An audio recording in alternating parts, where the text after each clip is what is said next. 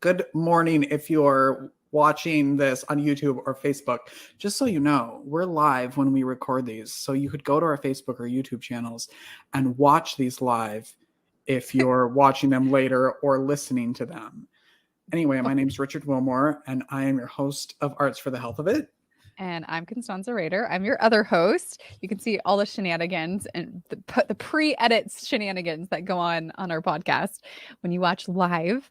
Let's be honest, we usually leave the shenanigans in even after the fact before we post What we're going to start doing is recording it right from the as time our guest gets here, because there's so much. This is why we're always late. We're supposed to go live at 10. It's 10:10, and we've been talking and laughing, and none of it's been recorded. I know. We have so much fun as soon as people come on, and it's so much. We're gonna have so much fun with Claude Larson today. We're excited to have her joining us. She's a visual art, or she does art, and she has a goal to really make art inclusive, and works with people from all different backgrounds who may not be able to fully participate in a normal art class. And she's going to be talking with us about that. We're not going to do much ado about this. I'm going to read her bio and we're going to bring her out because she's a hoot. We're going to have a good time. Claude is an artist with over 2 decades of experience working with textiles, paint, and collage. She also facilitates workshops for adults and youth in the general population, as well as those with developmental disabilities and brain trauma. Her approach to art is accessible to all, and she feels that expression through art is a powerful bridge for people who might otherwise be excluded from traditional classes. And with that, let's start the show. Come along with me, and I know you'll see that a song changes everything. Was that a better transition, Stancy? Yes, that was so nice. Thank you, Richard. A re-edit of the intro video because Stancy's not happy with it. So I came So this close to getting fired, everyone. And wow. I don't think. Maybe. Your job was hanging by a thread. Thank goodness for that video. I felt like I was on that bridge behind you, dangling for my life. I love this bridge. For those of you listening, she has this beautiful painting. Is it a painting or a picture? You know what? This is really funny. I'm a Reiki master. Oh, and this used to be the room when I had clients that would. I now work outside of my home, but when I had a home, setting in order to treat clients, this was that room. And I saw this picture. It's huge, just so you know. It's like 5 foot by 7 foot. It's like it probably looks like an 11 by 14 here, but it's really big. It takes up a lot of room, and I bought it at IKEA. No way. Yeah, yes. That's an IKEA. And I could tell right away. It's totally I've seen it. Yeah, it's totally IKEA. And I was like obsessed, and I kept looking at it because I love IKEA. It's there because they're super organized, and I'm like, wow, if my kitchen looked like this. Oh, I know. But I brought it home, not really sure what I was going to do with a 5 foot by 7 foot painting. This is me jumping off a bridge, right? And I ended up designing the entire space where I was treating people around this photograph. So I have there's wooden elements in here. The colors are very atmospheric, I want to say. And it was really just based on this. And I love it. And honestly, people would get up off the table. Anybody who has ever experienced any type of energy healing, when you sit up from the table, a lot of times your head is in a very different space, and they're like, whoa. And I'm like, yeah, I love it. And it is my constant reminder to try new things, take risks, because, and let me see if I tip my laptop, you will see on the other side, right? There's a tree there, but there's this very misty, ethereal kind of feel to it. And you're not exactly sure where this bridge ends, what's on the other side, what you're going to find there. And so I use it as just a reminder to myself that, if you want something really special, it might require taking a risk, getting out of your comfort zone, and putting one foot in front of the other. So That I could love be the an symbolism. entire episode in itself of like writing the story of what's on the other side of that bridge. Yeah, Oof. absolutely. Absolutely.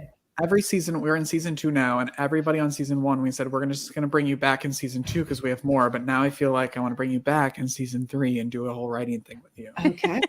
That would be fantastic. Sorry. Booked. Booked. So can you tell everybody what you do and why you do it? Sure.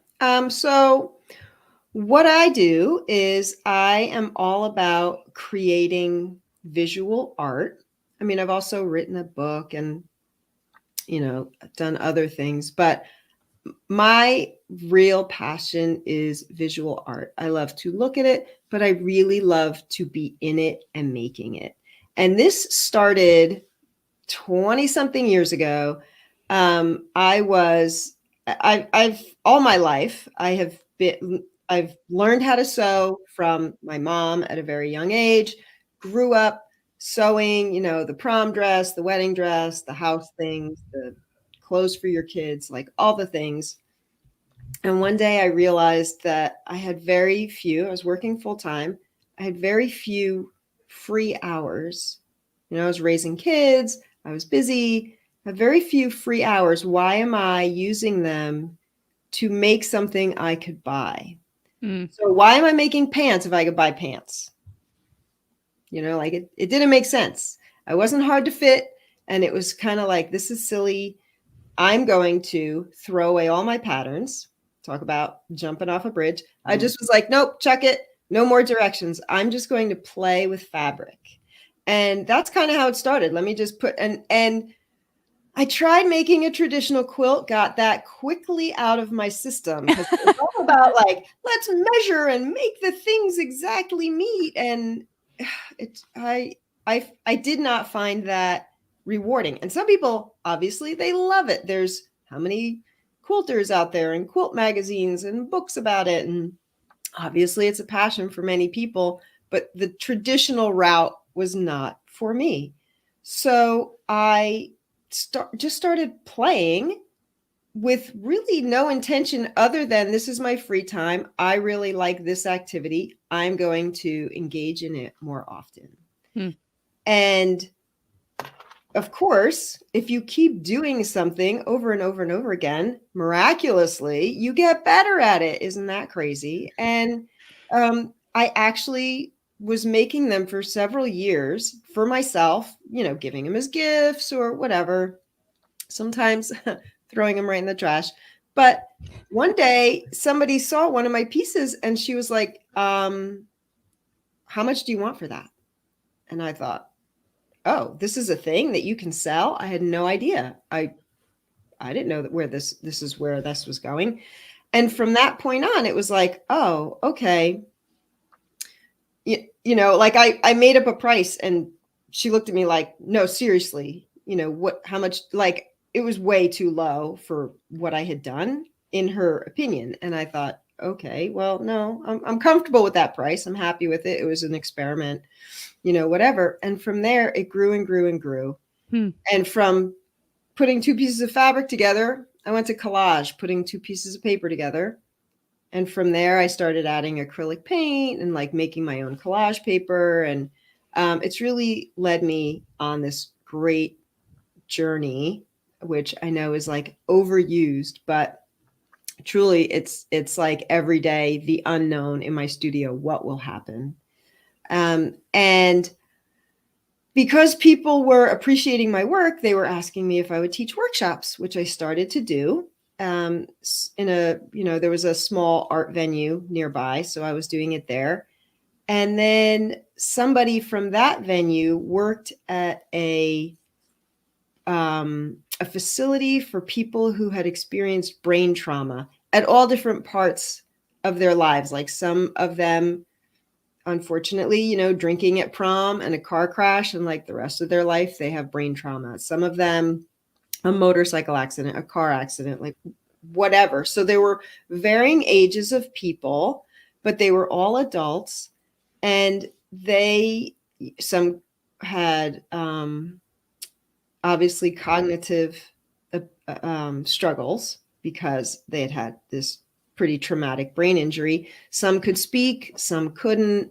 And it was just like, for me, I was like, sure, I could do this. Why not? And so I laid out a class and I said, okay, they can't work for like a 3-hour workshop span of time.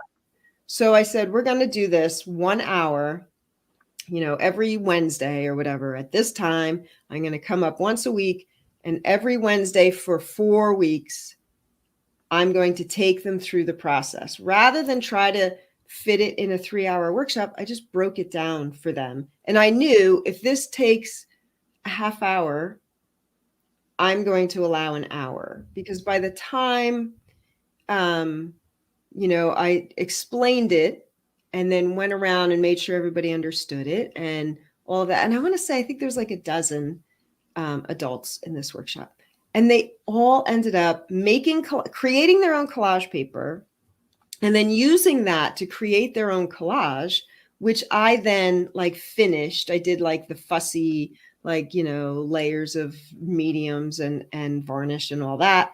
And then we had an exhibit where it was so amazing because, over this 4-week span of time, I had really gotten to see their personalities. One guy was like the Joker, and the other one was super sweet. And like, she was just about like, pink and purple and sparkles and, and then you see their work at the end, and it was their personality on a panel, because they had worked on wood cradle panels. And in that moment, I realized, like, I could see their personality on the panel, but in that moment, I realized other people could see my personality when they look at my work. Because when I look at it, oh, I made that. Oh, this is, what I liked about that process or what I liked about that piece. But all of a sudden it was like, oh, I get it. This is a piece of me, just like their work was a piece of them. It was great. I mean, it was really great for me as a teacher, because you have to really hone your communication. They're not going to make assumptions. They're not going to make a lot of leaps. You have to be very descriptive and at the same time allowing them freedom, because they'd say, well, can I do this? Well, let's see. Well, why don't you do that? And let's see what happens. Well, what do you think about what happened there? Do you like that?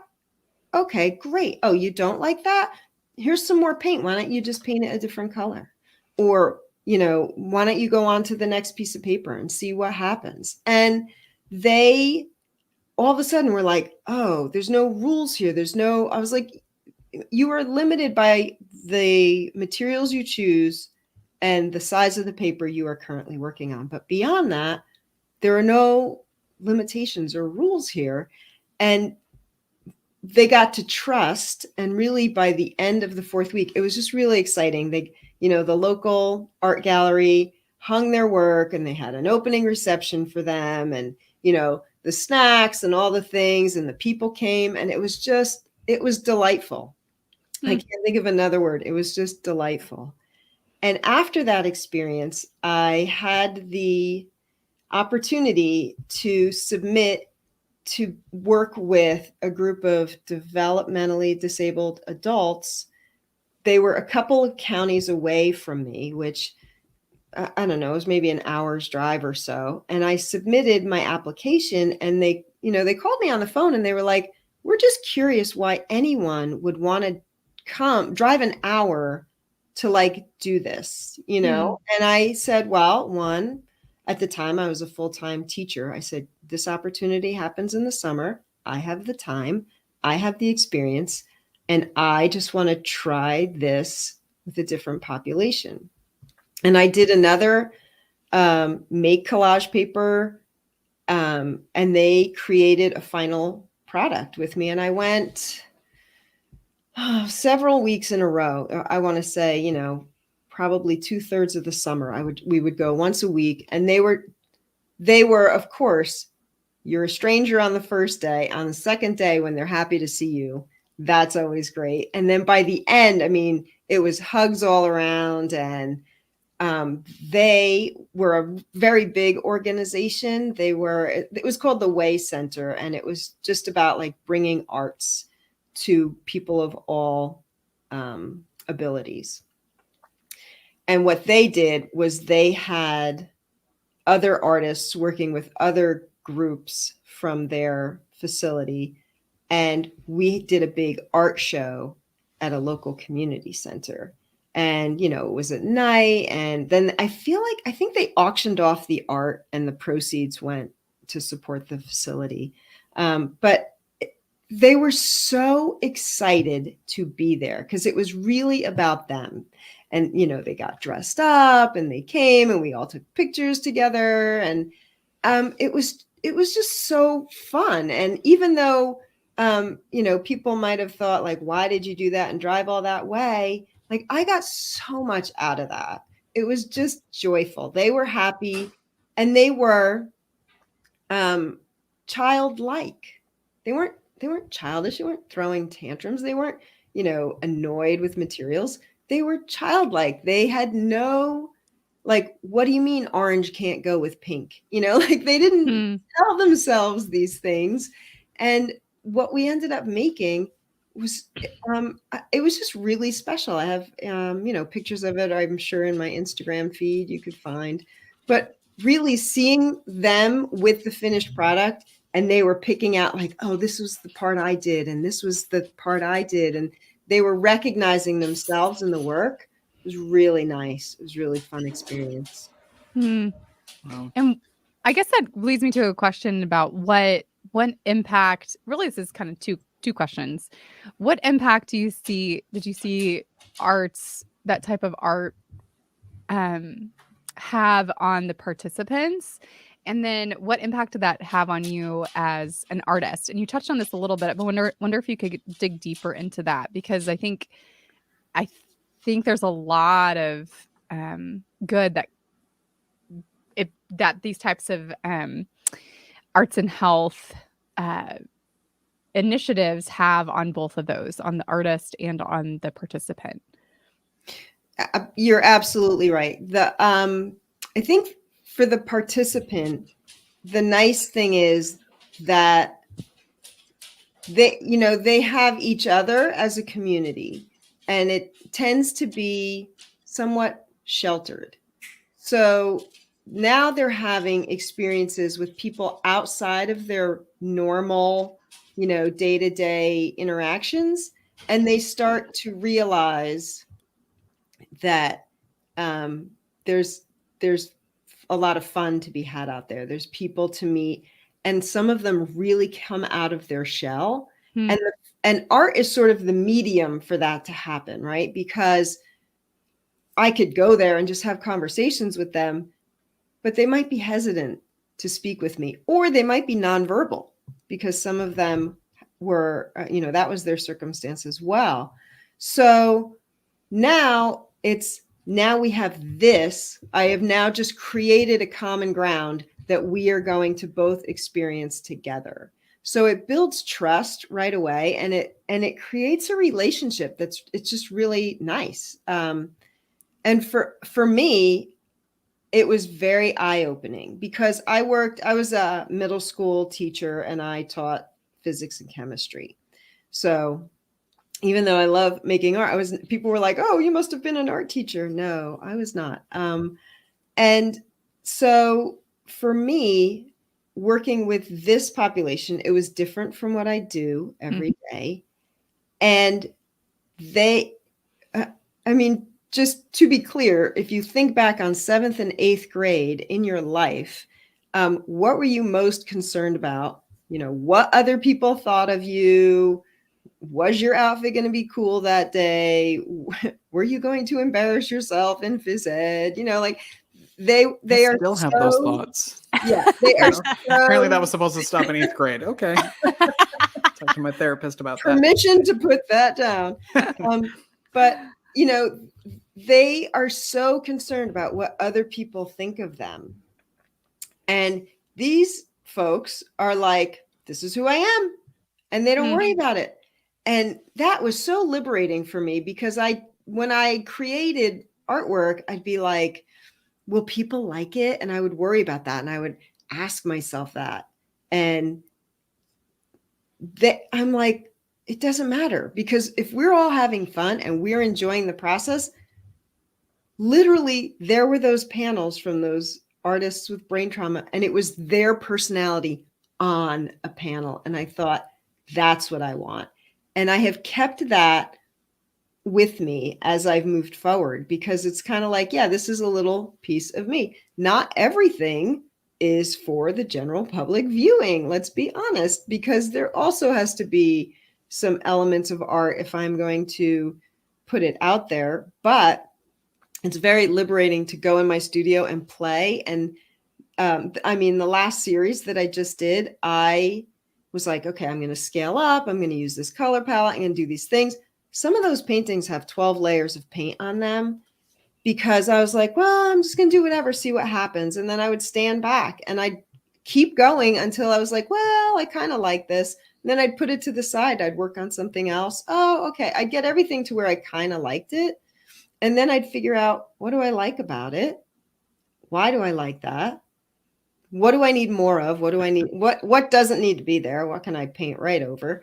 And so I just sort of edited it. And when I stand back and look at it, I go, wow, every single one of these is a reflection of me. Every one. Like when it gets to the point where I love it and I stop, it's like, oh, now I see it. And these adults that I was working with, it was like they saw it immediately, because they didn't have the critic in their head telling them, is it good? Is it not good? They'd be like, no, I like it. I like it exactly the way it is. Okay. You don't want to add anything else? Yep. You sure? Okay, great. Then there it is. Like, it's done then. And they knew when it was done. And I think that was so like refreshing for me, because even now I'll hang it on the wall. I'll think it's done, but I will never commit until at least the next day when I walk in and I go, yep, still love it. Don't want to add anything. Don't want to take anything away. They just have a very immediate response. It's delightful. And it's, yeah, I appreciate it. I learned a lot from that. It's a great tip, though, to not, I do that. Like, I'm not a great painter, but I like to paint, and usually my stuff gets hung up in my garbage can, but to maybe like give yourself that space and that time to step away from it, instead of just like, I have to do this, the finished product that I do today has to be what I'm happy with, but to walk away from it for a minute and think about it and look at it again, once the paint fumes have dispersed, right, to go once back. You're getting full oxygenated brain, that's well, and it's funny because on my website, there's a picture of me that my husband like snapped. Like we were in the basement. I said, oh, this podcast, they need a picture of me. Can you just take it? Like, I'm going to paint and I'm going to do things like whatever. And at one point I just kind of turned around. I was standing there, but it was like, that was what I look like. Like, I was like, that's me. That's the shot. That's what I'm going to send them. And behind me was the series I was working on. And I remember at the time thinking, wow, these are really coming along. These are really going somewhere. I like these. Yeah, that was like paint layer 3. And when they're finished, they're now on my website. There is not 1 inch of anything that was on those paintings behind me that remains in the final paintings. Wow. So like, you think to yourself, I'm just having fun painting. Like anybody, and that's where, I work mostly non-representationally, mostly abstractly. And the thought of like sketching it out first and like having it have to look exactly like something does not entice me to go into my studio and paint. It just feels like a lot of pressure. And this is like, I painted a layer and I get it out of my field. And at one point I had painted, I'm into this series of paintings and I had them all drying. I had them like sort of laid out on paper on the floor. And I had them all drying, and we went away. I want to say we were gone maybe like a week, my husband and I, and we come back. And I remember thinking when we left, oh, I'm going to go down in that studio and they are all just crap. Like, oh, these are so bad. We go away for a week. We come back. I walk down. I go, oh, no, wait. These aren't that bad. These have potential. Like, these are going to be okay. Like, you thinking like these little fledglings, are they going? Am I just going to like light them, get the Zippo lighter and like, burst into flame, or are these going to go somewhere? And they ended up being my most recent series of paintings. And I was just kind of like, wow, I totally thought they were going to end up in the garbage, but just kind of keep going. Yeah. I love that connection you made between like what you learned through your work with vulnerable populations and how that impacted your art making. And before we went live, we were talking with Catherine, who's behind the scenes right now. She's our producer today. But we were talking about, she was introducing herself, and Catherine was saying, oh, I was an artist in residence with Hearts Need Art. And Claude was like, oh, what is that? So I think that's a good opportunity Catherine didn't know we were going to do this today. So but we're going to bring her on. Can we take a break quick? Yes. After the break. This is called a teaser. It's called a segue. Yes. We're going to take a break, and then we'll be back on with Catherine. Whether you consider yourself a musician or not, music is all around us, and it affects our everyday lives. Whether it's background music influencing our shopping habits in a store, organ music adding the vibe to a baseball game, or a playlist convincing us to keep going on that last mile of a run. I'm Mindy Peterson, host of the podcast Enhance Life with Music, where we take a holistic look at the power of music in our everyday lives through the lens of science and health, sports and entertainment, business, and education. You can find me and Enhance Life with Music at mpetersonmusic.com/podcast or wherever you get your audio. Unleash the power of music.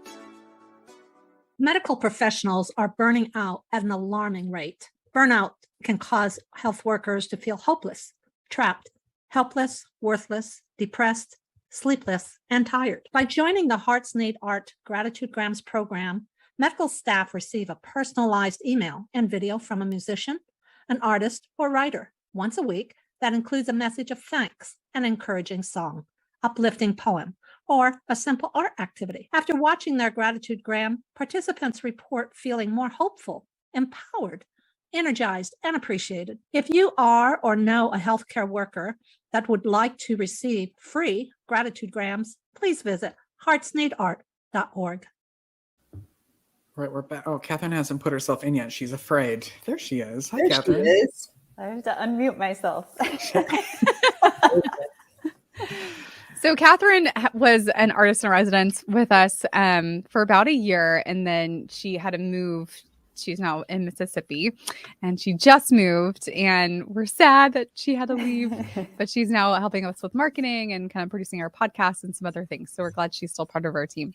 But Catherine, would you like to share about what an artist in residence or an arts and health professional is? Sure. Catherine, pull your hair away from your microphone. Okay. Catherine, if you're Okay. listening, Catherine has this beautiful curly hair, and it was encroaching on the mic. It needed to make an appearance. Okay, so I'm not sure where to start, but basically with Hearts Need Art, we have artists, musicians, and writers that are trained by Hearts Need Art to go into hospital settings or medical settings and work directly with patients. The patients that I mainly served were oncology patients. And so it depends on the hospital. Some hospitals you can do window paintings. You can, if they're not up for doing an art activity, you can create something on their window for them. And then other patients, we have projects prepared that we can bring the supplies into their room and do bedside art. So, Claude, I know you had questions before, so we can turn this into your interview. The interview. Ooh. If you have questions for her, now is the chance.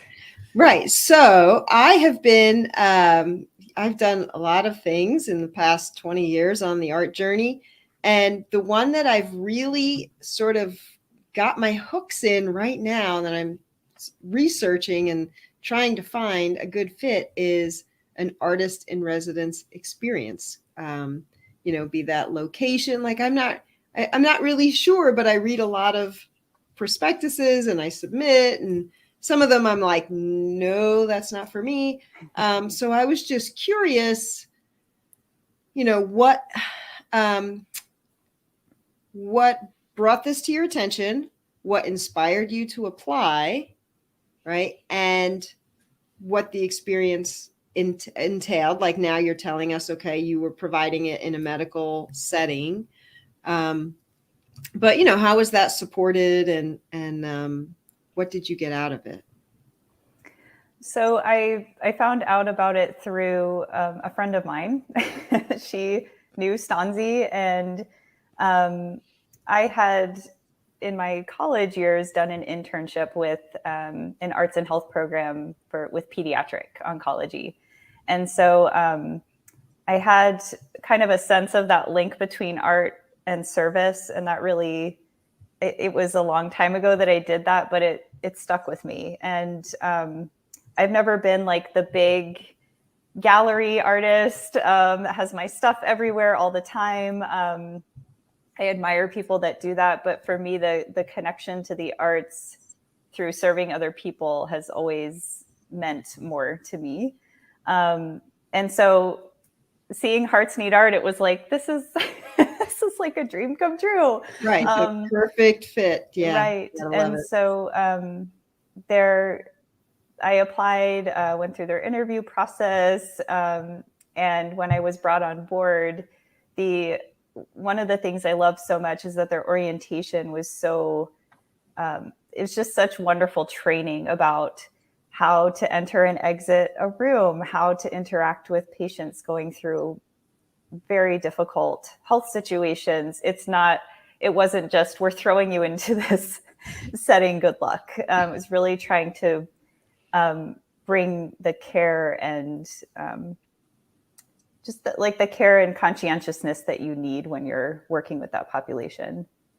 Sure. Yeah, an artist in residence is a term that's used and it means different things in different parts of industry. You can have an artist in residence at a school or at a gallery or in different spaces, but in this field of arts and health, people might be called artists in residence or arts and health professionals, and it might be a little bit closer to what someone might call a teaching artist, because generally they're actively engaging with a certain population in the arts and leading arts experiences.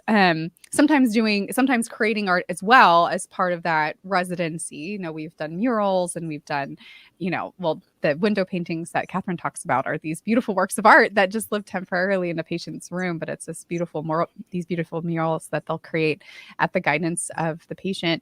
But yeah, it's really kind of this unique experience that isn't necessarily designed to advance someone's public art career, but really is for the people who really want to serve others and connect with others through the arts. And that's what I love about it, as a musician in healthcare. Like, it's the most meaningful work I've ever done, and it's life-changing. Exactly for the what artist. you're doing. Yeah, Claude. and that's what you're doing, Claude. Exactly what we're doing.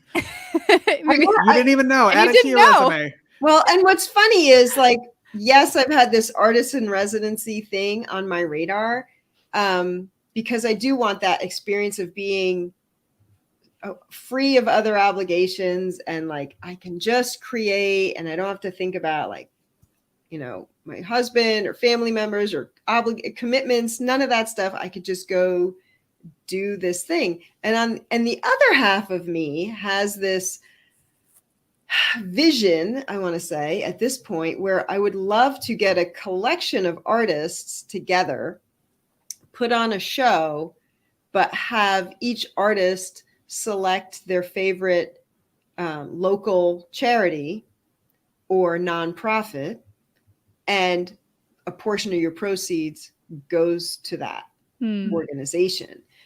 So I get that whole, like, that act of service. Like, I get that.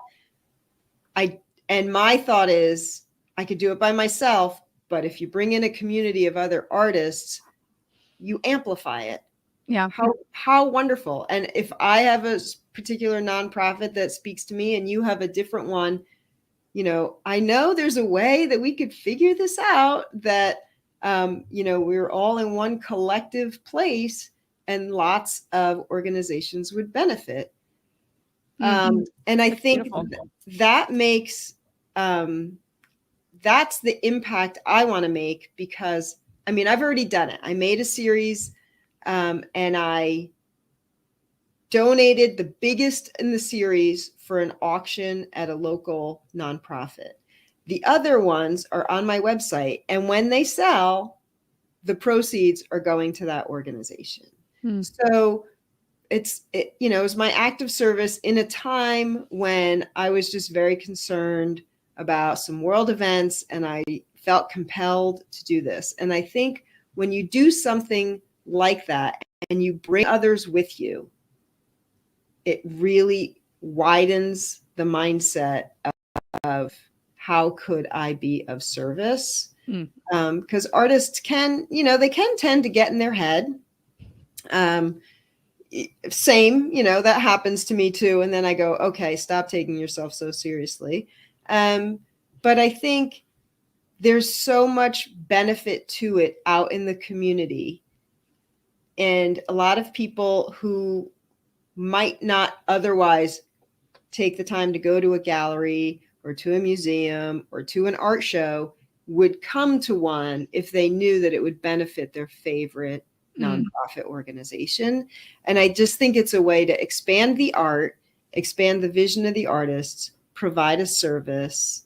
And, that's kind of like my plan that I'm going to be putting some of my energy towards in the next few months, just to see, if I can take that somewhere. That's awesome. I love that vision. Although I do think your biggest selling point was one of the first things you said was, I don't have to worry about think about my husband. And I think thousands of people are now like, sign me up. I don't have to think about my husband for half an hour. Yeah. Like, because, all right, those of you with spouses out there, don't you have this conversation? What do you think about dinner? And I have the same snarky answer. I think we should have it. What do you think? Like, every day. Yeah, I get it. We're going to have to eat 3 times a day. Am I the only one who thinks of like what the food should be? Come on, like, let's get some skin in the game here, buddy. And like, you make something once in a while, but that's maybe that's just my household. But anybody else? I'm the opposite of that. I'm the person in the household who doesn't cook. So I'm like, whatever you want, you go for it. I'll eat it. You can put barbecue sauce on a boot. That's fine by me. If it's on a plate and I have a sharp enough knife, I'm good. That's the problem, is I'll make something and he'll be like, oh, I wish we were having something else. Oh, really? No. I say this. Let's eat what you made. Yeah, that's nothing. So here it is. Yeah, whatever. But yeah, but it would be nice to, like, for a whole week, just be like, there's food over there. I can eat it when I'm hungry, whatever time that might be. Yeah. I don't have to take anybody into consideration. Go in my studio at whatever hour. Cut it out. Yeah. Great. So he left now. Catherine's son Michael made a little appearance on video. I saw that. He did. Also an amazing artist, so make sure you tell him that. Oh, nice. He makes his own little video tutorials. Do you have any other questions for Catherine or us, I suppose, about? So it was a 1-year commitment, or was it just you stayed for a year? Well, she moved. Yeah. If I know. How dare she relocate? I understand your, So a lot of like arts and residencies programs have a defined period of time, and there are some arts and health programs that do use that model as well. We're looking for people who want to work with us, over the long haul, because we there's a lot of training and work that goes into Right. yeah, It's work that we do. I mean, it's a support organization. So you're not going to train somebody and have them be there for 2 weeks. Like that's not what you're looking for. I understand. Yeah, I understand. That's why I was curious about it. I'm like, Yeah. And I didn't know if it was you have a program and then you train people and then they go off into their own local goals. That is the goal eventually. Yeah. Nice. So eventually goals. because there's so many artists around the country that would love to do this work and that actually reach out to us on a regular basis, like how do I work with you guys, how do I do this work, and we're still local to San Antonio, but we know that there's a lot of desire and a lot of need out there to activate local artists to expand the work that they're doing in their local communities to include populations that wouldn't normally have access to the arts, people in hospitals, people with disabilities, people with brain traumas like you've worked with. And so I would say people that are interested in learning more about the field of arts and health, obviously they can keep following our podcast, but they can check out the National Organization for Arts and Health. They're a great resource. And then follow us too, because we are going to have things coming out at some point in the future. We don't have clear dates yet, but we do know that there is a need for that to really activate local artists. And just I mean, because people are listening, but money comes from somewhere to make this possible, right? So are you a nonprofit and it's all donation? Are you supported by health organizations? Like, how does that work with you? Yeah. So like most arts and health programs, we're supported by a combination of individual donors, grants, and institutional support. There isn't these services aren't reimbursable within the context of a hospital. Like it's not like you did a surgery and you get reimbursed this amount of money by the insurance companies. There isn't a reimbursement mechanism yet.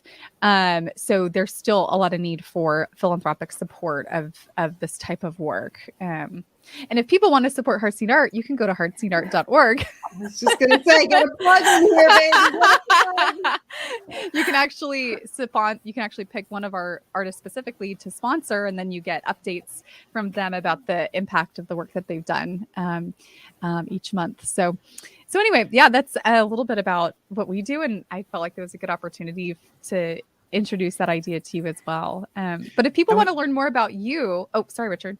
No, sorry, I was just going to say, and because Catherine is itching to get off the camera outside of here, so I just wanted to say that we also have virtual programs, so you can go on our website, sign up with a Zoom session with Catherine, and actually create art that way too. So that's fun. She is still working. It's true. And doing art. Wow.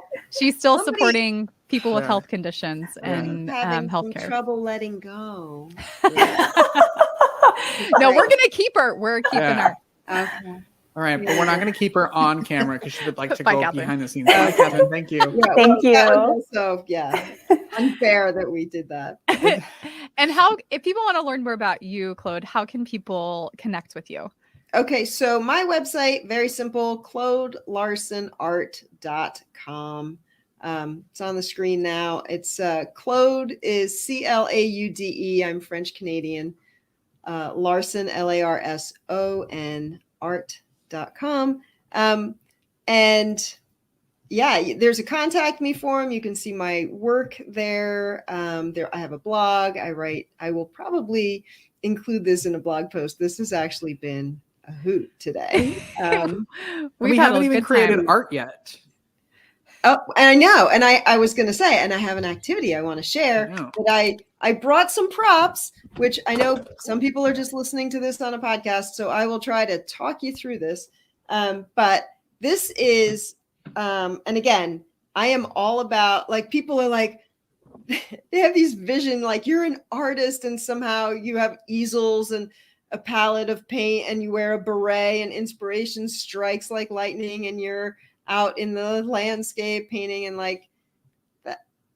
It'd be lovely if that was my life, but it isn't. My, whatever. I wear like grubby clothes and I am, covered in paint, and I don't worry about it. And I don't have, I have a very nice studio. I have a beautiful space. And when I say beautiful space, I mean large and organized. I don't mean like there's grand windows upon, you know, like beautiful landscape. No, there's none of that. It doesn't matter. But it doesn't matter because I'm so happy in my space. And she's away But from her husband. So that's all that it, matters. well, and it's funny because I used to be on the first floor and there were French doors.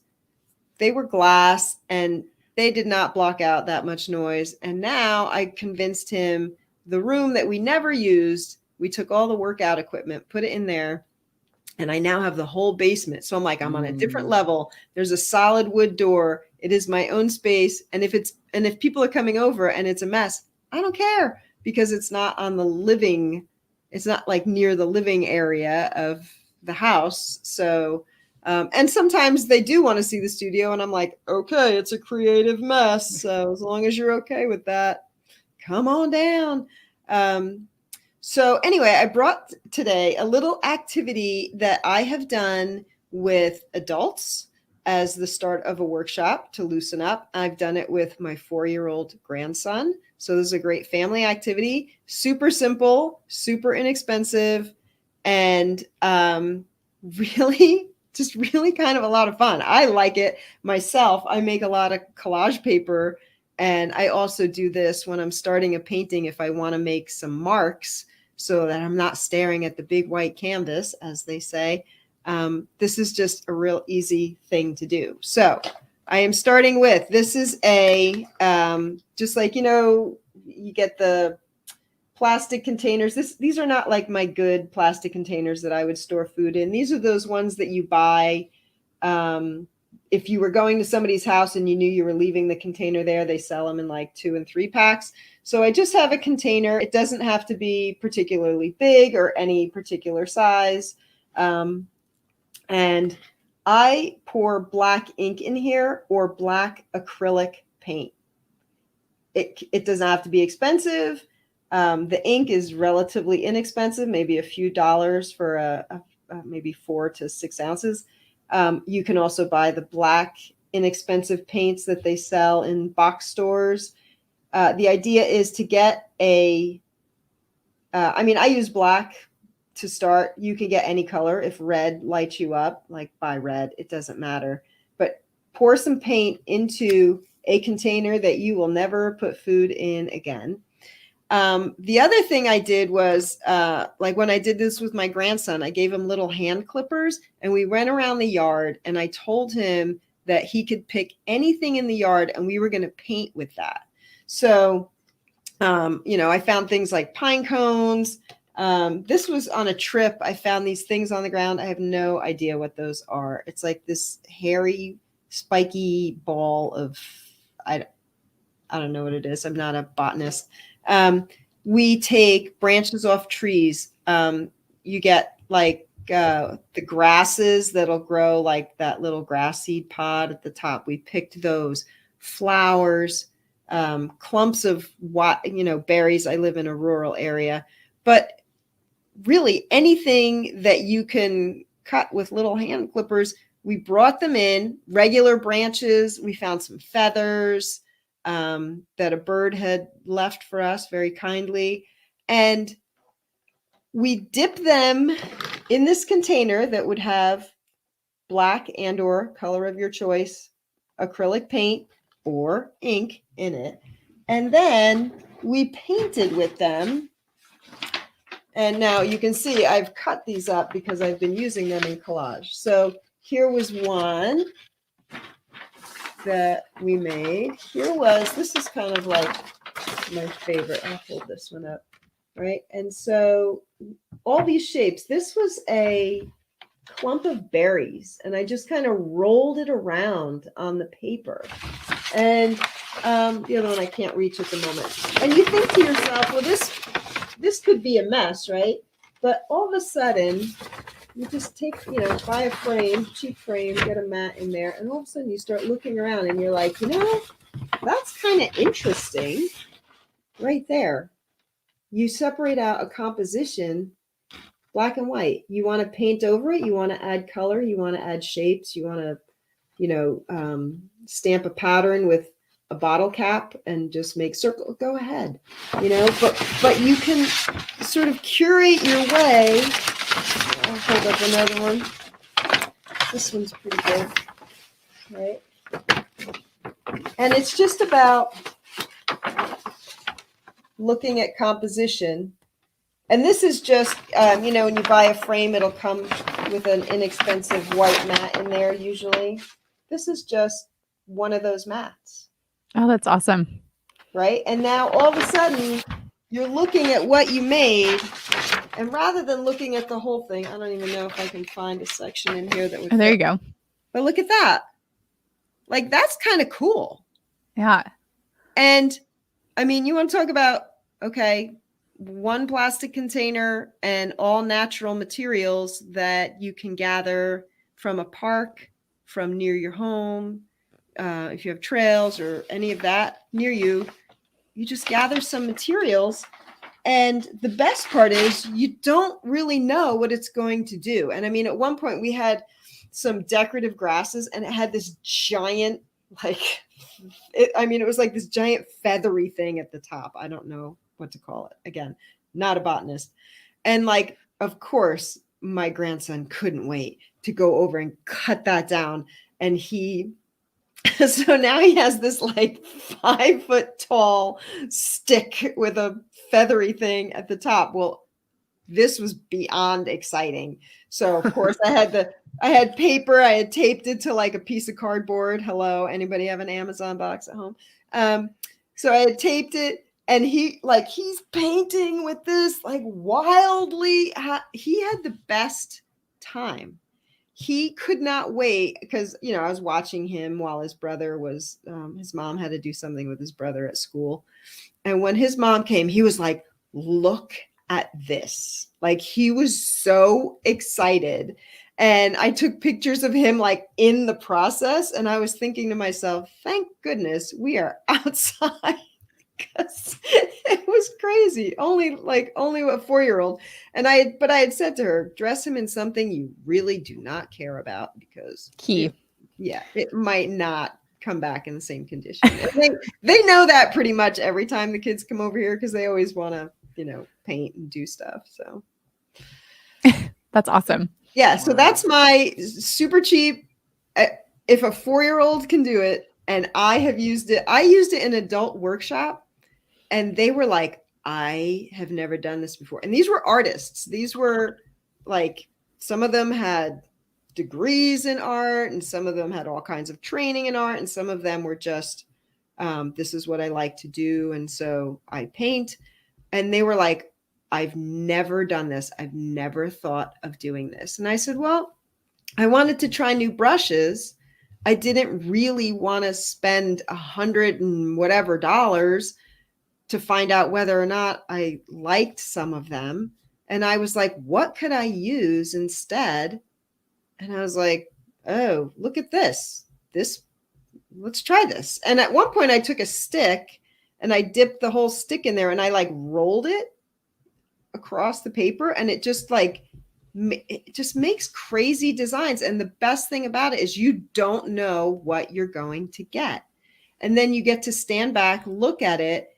And of course you're going to edit out. I like this part. I don't like this part. Throw a mat on there. I mean, very simple to just do that. And then if you want to paint over it, add a color, black and white and red. That's pretty standard, and if you just want to have time with your family, time, you're outside. There's no, I'm very analog, I love all the pre-internet ideas that run through my head. I don't need to Google anything for that. I'm just gonna do this. And, you get them away from their devices and from screens, and you spend time together. And it truly is art appreciation, because I know we've all seen artwork where you look at it and you go, I don't get it. Mm-hmm. Right? But this is, now you've made it, You got how it got made. It can only exist this one time because it was your movement, your gesture. It was this leaf or feather or pine cone or whatever you've gathered, right? It came from nature this one time. You're going to use it this way, right? And I try to stretch them. Okay, if you're going to take a pine cone and you're going to roll it, great. What if you took the bottom and like did it in a circle? What if you used the point of it? Try to use it in a lot of ways, or as many ways as you can think of, because it just expands your mind, opens up your creative process. And when I did this as part of a workshop for adults, they were, you could just see the wheels turning. Oh, just because it's a stick doesn't mean I can only do this with it. I could roll it, I could swoosh it, I could, fling paint with it. And it behaves differently than store-bought art materials. And then you end up with art that doesn't look like store-bought art. It's I find it really fun, and it's still how I start a lot of my paintings. That's great. What a great suggestion, and so accessible. Yeah. And thank you so much for taking the time to share your process with us and share something practical that our listeners can do. It was great to have you on today. And if you do it, if you're listening or watching and you do it, make sure you tag us, take photos and tag us we want to on see social media, and we'll share those. And also, Catherine, can you please do that with Michael? We'd love to see Michael's work. Yes. Yeah, right. How easy is that? And then they start to appreciate it. And even at a young age, they start to see what part of it they like, and just like that compositional, do they like harmony or discord, or it tells a lot, like just like my panels with the people that I have worked with and they exhibit it in a gallery. What they pick and what they love is so in line with their personality. It's really remarkable. That's awesome. Thank you so much for having me on today. This was a lot of fun. It was. We had a great time. And thank you for watching and listening. Make sure you subscribe wherever you're doing those things. We're back every week with new episodes and new people and new activities and new things to talk about. So thank you.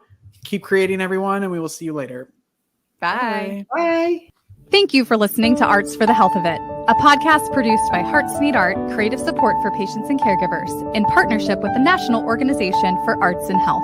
You can help others learn about the healing power of the arts by subscribing, sharing, and reviewing the podcast wherever you listen or watch. The podcast is hosted by Richard Wilmore, co-hosted by Constanza Rader. Our theme song, Songbird, is written and performed by Natalie Lane. Visit heartsneedart.org to learn how you can support our mission to create joy with people facing life-altering health challenges. Join us next week to learn more ways you can create arts for the health of it. The views expressed on this podcast do not necessarily reflect the views of Hearts Need Art, their staff, board members, or other affiliates. All content is created for informational purposes only. This podcast is not intended to be a substitute for professional medical advice or to diagnose and treat any health condition. Always seek the advice of your physician or other qualified health professional with any questions you may have regarding a medical condition. Never disregard professional medical advice or delay in seeking it because of something you heard on this podcast.